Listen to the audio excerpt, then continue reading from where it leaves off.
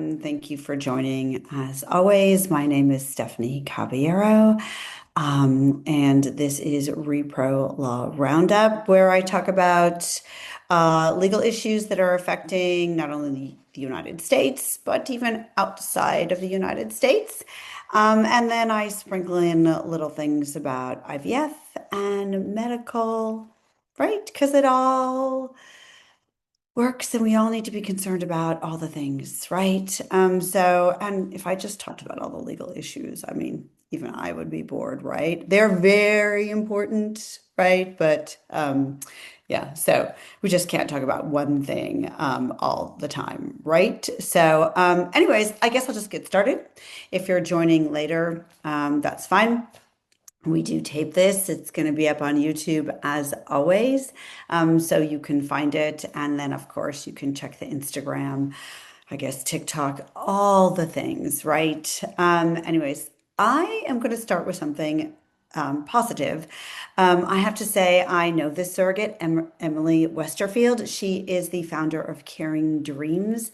That's an agency. I've worked with the agency. Full disclosure, fabulous article about her in Elle magazine. She has been on a 10-year journey as a surrogate. Oh my gosh. She has birthed 9 babies. She has 3 of her own.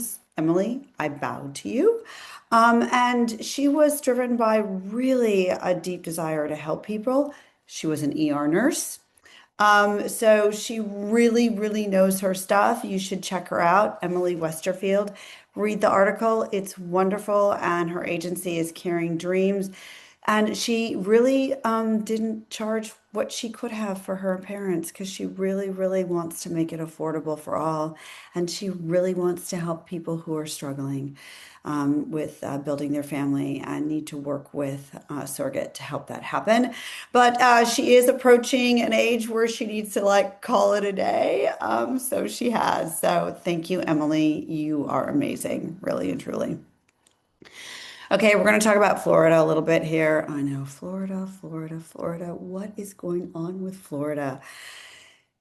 The Attorney General, as you know, they did ban Chinese nationals. That was signed recently from utilizing surrogacy in Florida only. You can still come to other states like Washington State, Michigan, California, Texas. So Florida is still available to Chinese nationals and other nationals. But there are, I think, 10 countries that they banned. So that was signed. And then they were going to redo their statute in not a way that would make surrogacy accessible to people. So that is still in the works, but the other revisions have died, thankfully. So that's great. And there are stakeholders and really great people trying to revise the statute that would work for what surrogacy really and truly is. So we hope that goes forward. However, the state's attorney general has now characterized surrogacy as human trafficking, and he is intervening in a case that has already been concluded. It was a French couple. They got a judgment of parentage. The judgment of parentage is a final order of parentage, and they received that judgment of parentage. Their child is home with them. Interestingly enough, how did the attorney general get a hold of this case when it's confidential in the state of Florida? Like most states, it's either sealed or confidential, private. Did somebody tip him off? Hmm. The attorney who was handling the case is actually working on that now. We'll find out hopefully all the answers, but the attorney general is intervening in the case. I would say for agencies, surrogates, intended parents, if you have a match right now, I wouldn't stop the match. Nobody expects this case to move forward. In a negative way, again, election year for the attorney general. However, any new matches, I would just hold off on them now. I'm sorry, you wonderful surrogates in Florida, because you are wonderful. It's just a tough time in Florida right now, but let's hope we get through this. We will get through this. But for right now, I just think for agencies, surrogates, you just really need to hold off. It's just a little bit uncertain. But for the matches that are going forward, they're going to be fine. We're going to get judgments everything will be okay. But, oh, right? But now we're going to Kentucky, and there has been a bit of good news in Kentucky. Kentucky struck down a portion of their law that defined human life as beginning at fertilization. We don't want those laws because those laws affect IVF. Yes, there are embryos that are destroyed in IVF. I can't say it any other way. Typically, those embryos are genetically not normal. In the real world, those embryos wouldn't even have been formed because your body would have said, ooh, not good, right? So we don't want this in IVF. And honestly, in IVF, we have an issue of so many embryos. People are done. They don't want any more babies, but they don't want to toss them away and they don't want to donate them. So there are lots of embryos in storage forever and ever and ever. But Kentucky decided that no, we do not want to define human life as beginning at fertilization. It is void for vagueness. So that is good news out of Kentucky. IVF can continue, family building can continue. We really do want more babies, right? So, anyways, very good news out of Kentucky. So, yay for that, right? So now we go to Trump.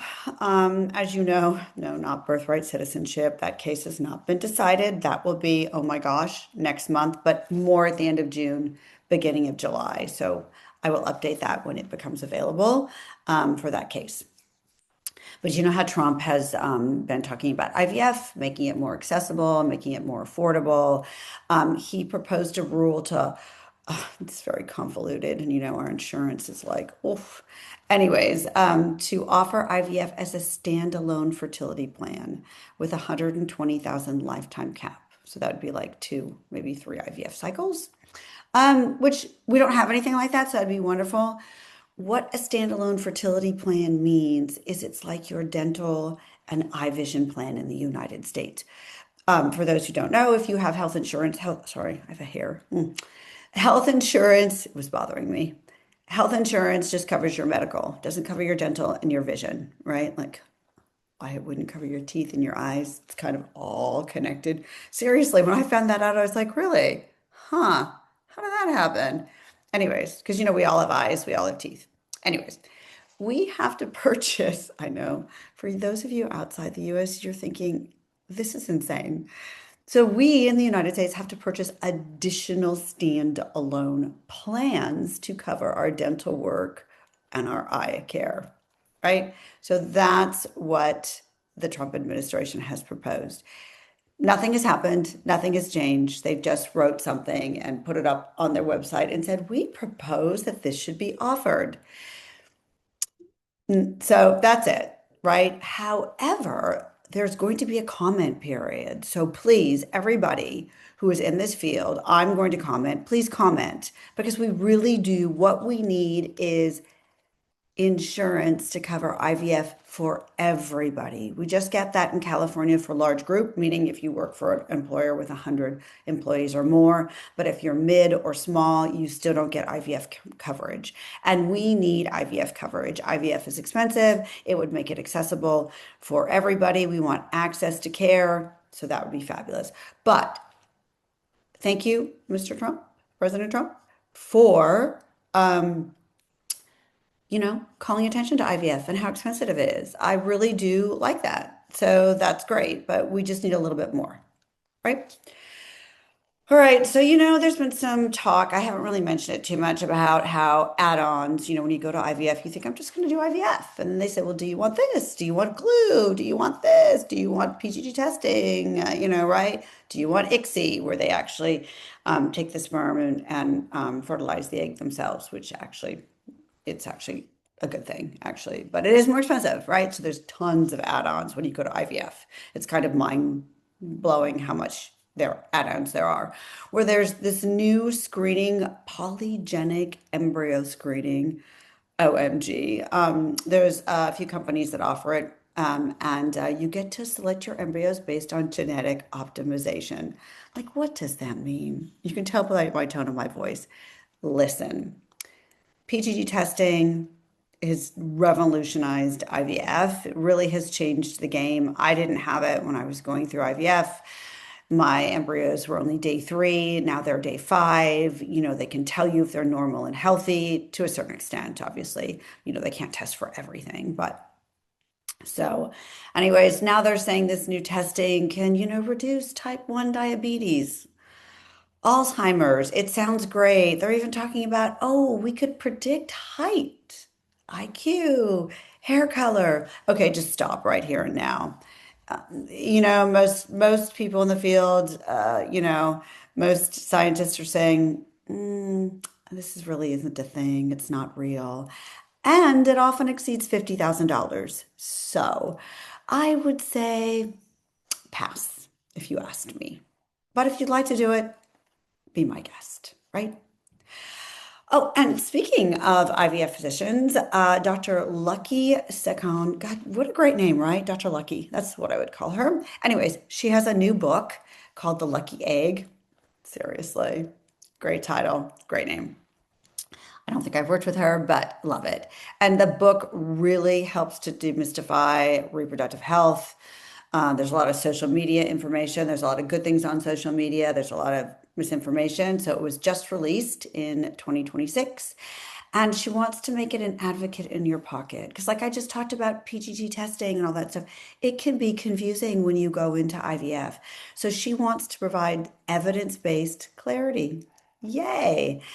She wants to talk about red flags and navigating this unpredictable biological journey, right? So check out her book. I have not read it, but it just came up on my feed. I thought, oh my gosh, that could be a good thing, right? To quote Martha Stewart. Anyways, talking about out of tragedy, something wonderful and sweet happens. The fiance of the slain news reporter, this happened, oh gosh, he was covering a murder scene in Florida and he was fatally shot in February 2023. His fiance actually was able to retrieve his sperm post-mortem, and she just had a baby boy, and she named him Dylan. So we have a sweet baby boy.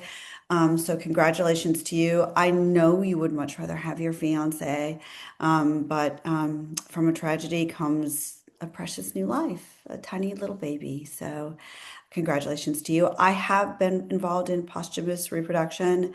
And I have to say, it's been life-changing. And I still remember the case. I've had a couple cases, and how it affects the people involved is truly one of a kind, unforgettable. So, congratulations to Casey, Lynn Lyons, and your new baby boy.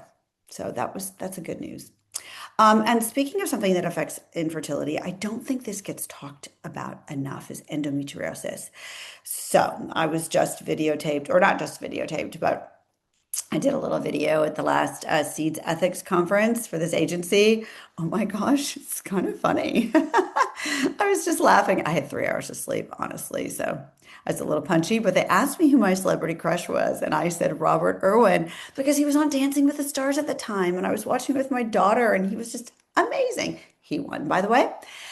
He is the son of Steve Irwin, the alligator hunter who was tragically killed when he was diving by a manta ray, I think. Anyways, so Bindi also won Dancing with the Stars too. Geez, Lou. Talented kids. But Steve was truly a one of a kind. Anyways, she has severe endometriosis. I had mild endometriosis, and that did prevent me, one of the things that prevented me from getting pregnant and carrying a baby, which is why I had to work with a surrogate. But she just had surgery, 50 lesions. Like, I can't imagine the pain she was under because it affects your menstrual cycle, your periods. And so endometriosis causes a lot more pain, a lot of back pain, but 50 lesions, like, oh gosh. She just had surgery, which is why she wasn't at the event in Vegas honoring her father. And I have to say, she has a daughter, and it affects pregnancy and infertility. And I know she knows how blessed she is to have her child. But I'm hoping for a speedy recovery. I'm still stuck on the 50 lesions. Like, Whew. Anyways, Mindy, hope you're doing well, right?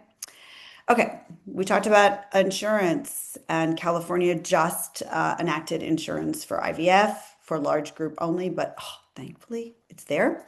Michigan, the Senate is proposing the same thing. They want an insurance health plan to cover IVF. IVF is very expensive. It can cost, 25, 35, 45, $50,000. And that's a lot of money, right? People are taking their retirement savings out. They're borrowing against their 401k. I did the same. Credit cards, equity lines of credit, second mortgages, families, GoFundMe's. It's a lot of money. So the Senate has introduced a bill for the state of Michigan. Michiganders, I think is what we call them. And so hopefully that passes and they get insurance to cover their IVF, because we would like people who want to have babies and need a little bit of help, some babies, right? So that's good news. All right, so going on the other side outside the United States, we're talking about Australia. If you don't know anything about Australia, Australia is, if they have surrogacy, it is uncompensated, so it is altruistic. You get expenses, and they are defined. But there are really good stakeholders, attorneys, and people in the field that really want to push for reform in Australia. I know the UK has tried for years and it hasn't been effective, but they're really talking about going to maybe a compensated or commercial model instead of reimbursement for reasonable expenses. They're looking at whether there should be a standardized monthly fee. Um, so here's the thing. Women take their health and life when they become pregnant. I know when you're pregnant for yourself, your doctor doesn't sit you down and say, "Oh my gosh, I'm so happy you're pregnant. Now let me tell you everything that can go wrong." No, you don't know that it can be risky, but it can be, right? Typically, it's not, but it can be. We have to tell you when you're a surrogate, though. So if you've been a surrogate, you read the contract and you're like, hello world, but we're not asking you to assume any risk you didn't assume when you were pregnant. It's just that you don't see it in black and white. So, what I think they should do, but they're not going to listen to me, is let the women who are doing the work set their fee. I know. Shocking, right? That's what I think should happen. If you're going to allow women to get paid, which they should get paid, it's 24/7, you're pregnant. You can't just like punch out a clock and say, don't want to be pregnant, I'm going to bed. No, that's not how it works. I think they should. I love that there are really good stakeholders involved in Australia, really people that really, really do understand, like the Attorney General in Florida. It's an election year. He doesn't understand surrogacy. He doesn't know what it means to actually have to work for a surrogate. He doesn't understand what that is. Again, he's just getting press because he wants to continue on, is what I think. But just my opinion. May not be true, but it's just my opinion. I think for Australia, I love that they're really looking at the people that do this work. What should we do? How should we do it? They're asking questions. That's the way it should be. But I really do think that if women are going to be allowed to get paid, let them set the fee, like any job that you're going to do, right? So let's see how it happens, and let's see if they get some reform. But I love that they're talking about it. Oh my gosh. Going a little bit of health. See, I tell you, we talk about other things besides legal. So in food and function, guess what they found out? The Mediterranean diet may improve success rates. Gosh, I can never say that word, success, right? Of artificial insemination. It fosters healthier vaginal microbiome. I'm so glad I said that too. I'm an English lit major. I'm not a physician. I don't speak doctor. But it's a healthier vagina. Who doesn't want a healthier vagina? But that's what it does. So women who follow this diet, obviously fruits, vegetables, and olive oil, tended to have better vaginal environment than those that don't. It's lactobacillus. I see again, I can't say that word. Just a better vaginal environment. So if you're going through IVF, IUI, but maybe IVF, trying to get pregnant, who knows? You might want to do it. So, right? And anyways, it can't hurt. It's a better diet for you. So again, it's not a magic bullet. I pretty much followed a Mediterranean diet. I occasionally got pregnant, never got out of my first trimester, had to work with a surrogate. She carried my children. However, it helps. So, right? Okay, now we're going to China, right? There's a female biologist, Hongmei Wang, and she is in stem cell research, and she is trying to see if she slows down the human menstrual cycle to once every 3 months. Oh my gosh, doesn't that sound amazing instead of once a month? Yeah, that could preserve a woman's fixed egg reserve. Okay, for people who don't know, we're not like sperm. Sperm every 90 days, a man's sperm is brand new. Like, gosh, that's a great system, right? Hello, world. Eggs, no. We are born with as many eggs as we're ever going to have, and they are as old as we are for women. Like, who designed that model, right? Yeah, we need a do-over because there is premature ovarian failure. So women in their late 20s, mid 20s, early 30s can go into menopause and they don't even know it, and then they're done, right? So this is what this scientist in China is trying to do to see if every 3 months it will preserve your egg function. Because also, for what people don't understand, is that we don't just do one egg every month and then the next month one egg. Lots of eggs come up and say, "Ooh, pick me," and then only one egg gets to be the biggest and the brightest and the best. But the rest that have already like tried to raise their hand in that little race, they die off. So they don't go back to being like, "Okay, we'll wait our turn because I didn't get picked this month." No, they're done. So that's also an issue. So she wants to see if it could preserve and help women for that.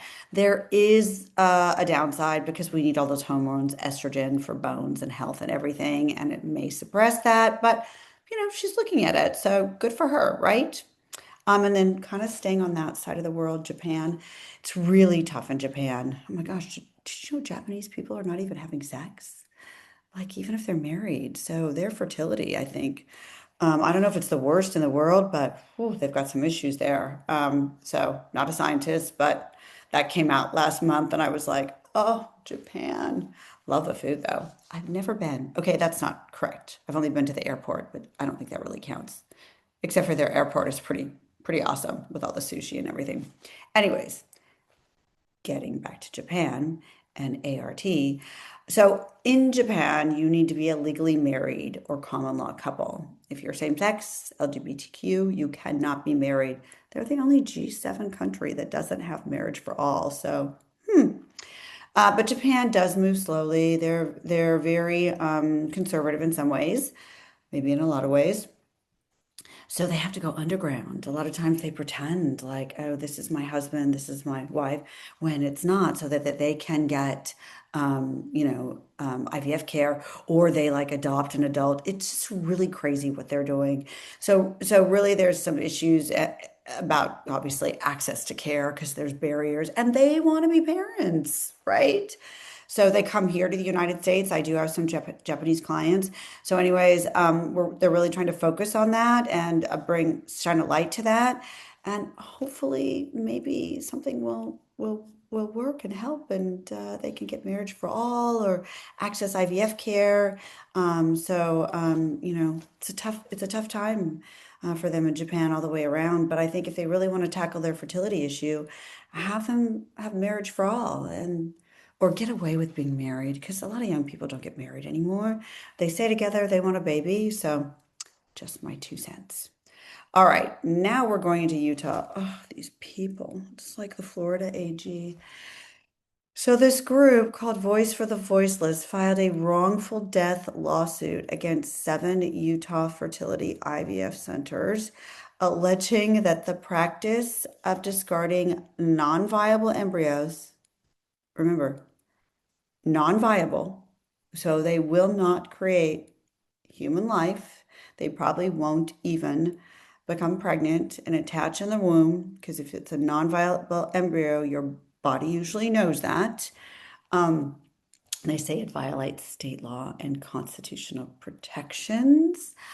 They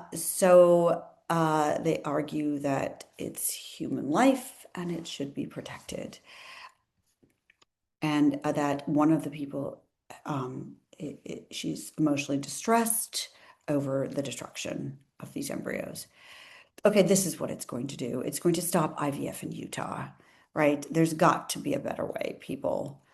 Let's take care of the lives that we have in the US, is what I say. But, anyways, these personhood lawsuits, just like they did in Alabama when IVF was stopped, when the judge said that embryos are people, that's what it's going to do.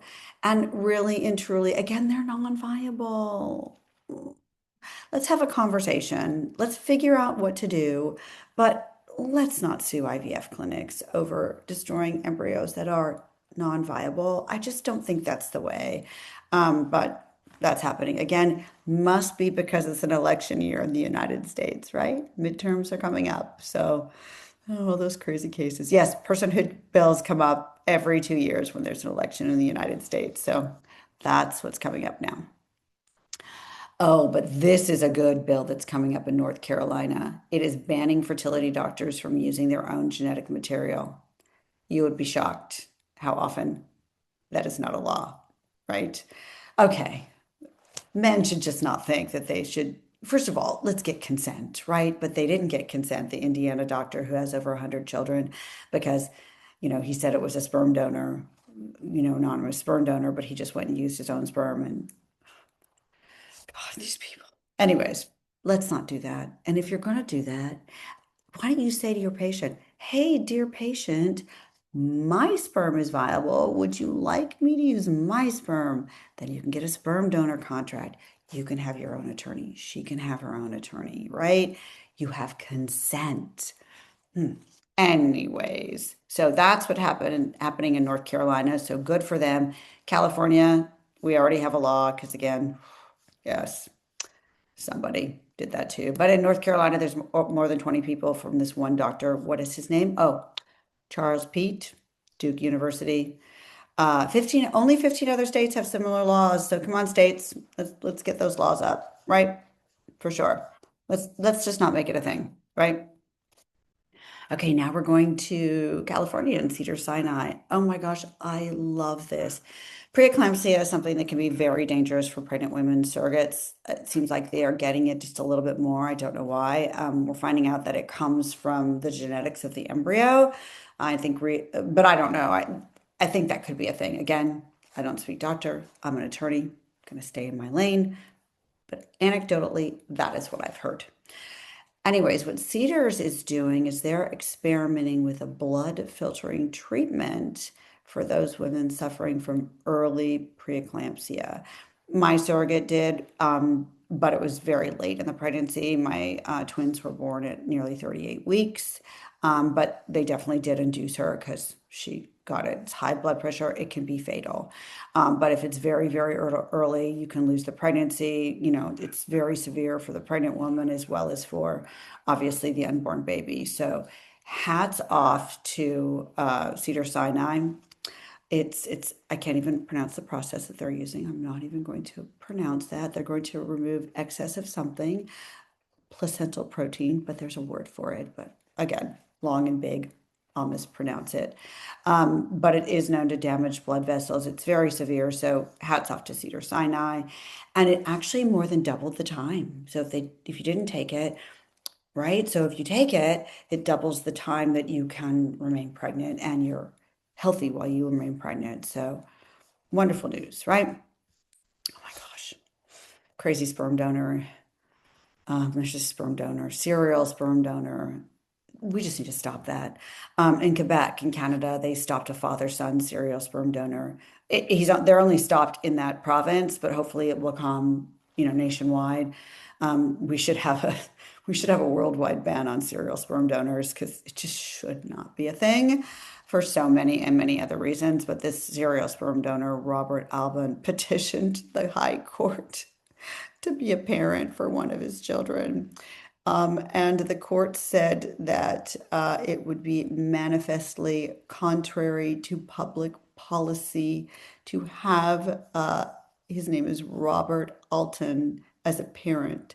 The judge cited his lack of moral principles and the potential for personal turmoil in the lives of the mothers involved. just stop.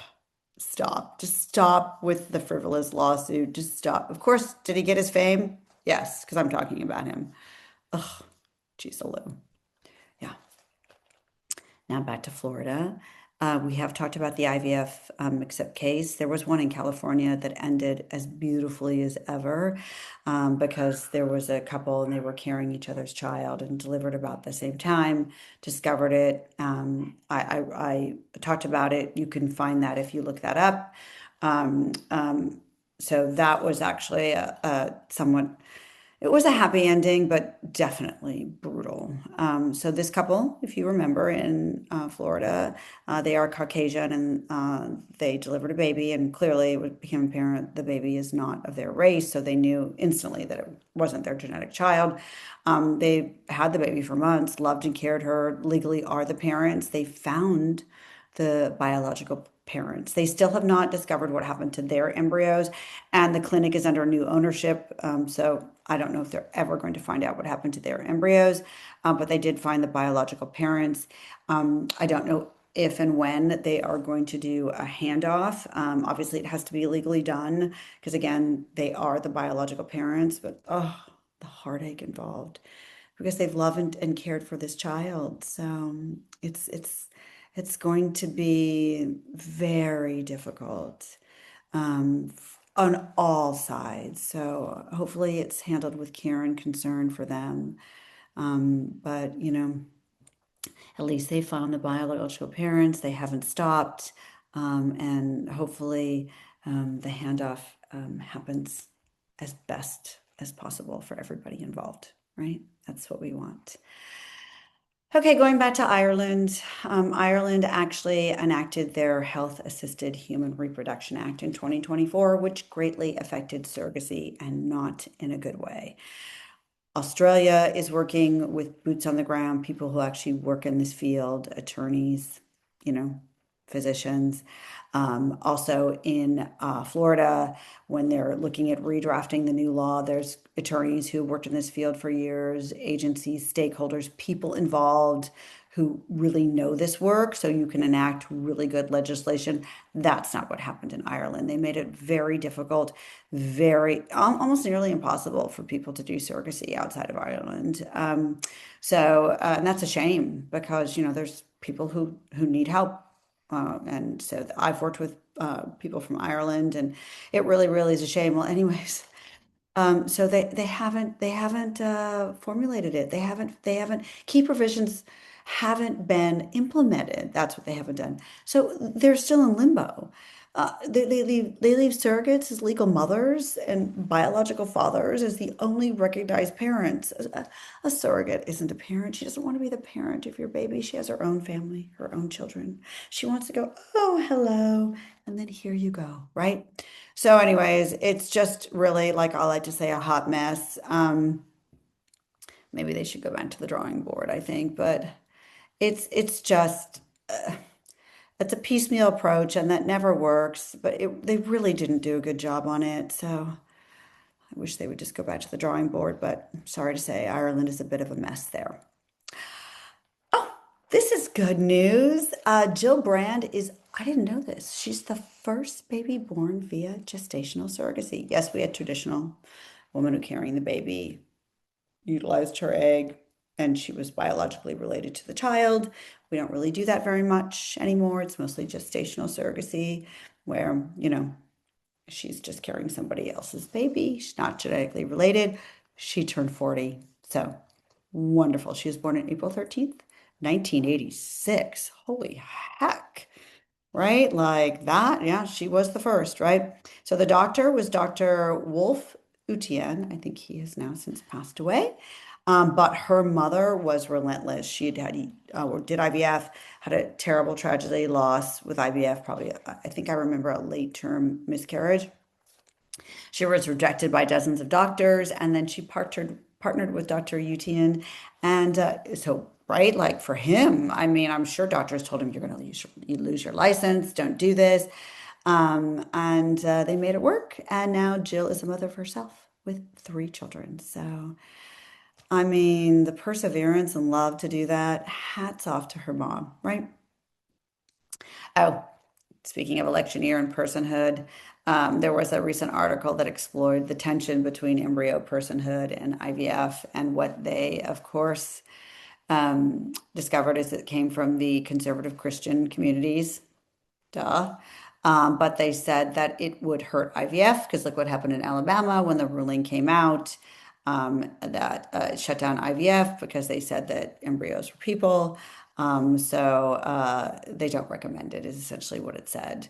There are other ways to do this, and IVF is such a great family building tool. So let's keep that in mind. But it does threaten IVF. So.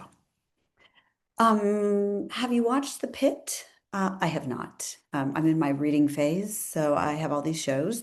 It is on my to-do list. Anyways, in their finale, they had something called wild pregnancy, which I'd never heard of. I was like, wow, that sounds wild.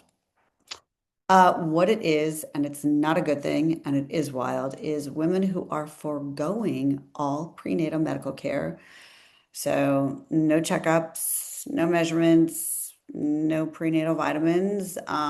So that's what they're foregoing. I didn't watch the finale. Don't think it ended well, but I don't know. Of course, medical experts say don't skip routine checkups. That can lead to life-threatening complications, not only for the baby, but for you as the pregnant person. There's preeclampsia, we already talked about. There's gestational diabetes. There's so many things that can go wrong. Typically, they don't, but let's not do it. If you want more of a natural experience, which I think we should do this because a lot of the world does this, work with a midwife and a doula. Obviously, I would say get medical care as well, but midwives and doulas are amazing because they're for you. They're your person. They're there all the time, especially when you go into labor. But let's not do a wild pregnancy. Let's not make that a thing, right? Oh, speaking of governments concerned with access to IVF, the Swedish government is now wanting to expand their national health service funding. Yes, of course, when you're outside the United States, you can get more funding, more free IVF. But they now say instead of making 6 attempts, they want it to lower it to three. So you do 3 attempts for a first child, and then, or did they want to do six? Oh, no, no, no. What they're doing is they only give you 3 IVFs, and they're thinking of making it 6. Wow. That's kind of nice, actually. Let's all move to Sweden, right? Of course, in Sweden, just as an FYI, in the winter, it gets dark at 3 p.m. So, beautiful country. So, anyways, that's what they're doing. Currently, patients need to pay up to 50,000, I think it's called krona. I don't know what the Swedish um, uh, money is called, right? I should, but I don't. But anyways, they're definitely wanting to expand that because, like most countries, people are having less babies. So that's what they want to do, right? Oh my gosh, and then something else out of China. China is really doing some things here, but China also has a huge fertility issue, and they are very concerned about that. And remember, they had the one-child policy, so they have more men than women. So they realize that was an oops. So yeah, that was, but they can't undo that, Bell. Anyways, breast cancer, awful. But they realize, and they did a study, and it can significantly improve IVF success rates for women with diminished ovarian reserve. My gosh. So that is great news. Of course, obviously, they need to do more studies about that. But, for women who are older, because women who are older are having more babies and trying to do IVF, and the live birth rate for the people in the study was 23.7%. So that actually is really good, more than double the success rate of the control group. So the medication is called letrozole. I don't know if I pronounced that correctly. Again, attorney, don't speak doctor. But yeah, so way to go, China. Oh, and also talking about IVF, AI is raising odds of parenthood. I've heard this before. So yes, it can detect better or just as good. Just as good, was that a correct sentence? Who knows?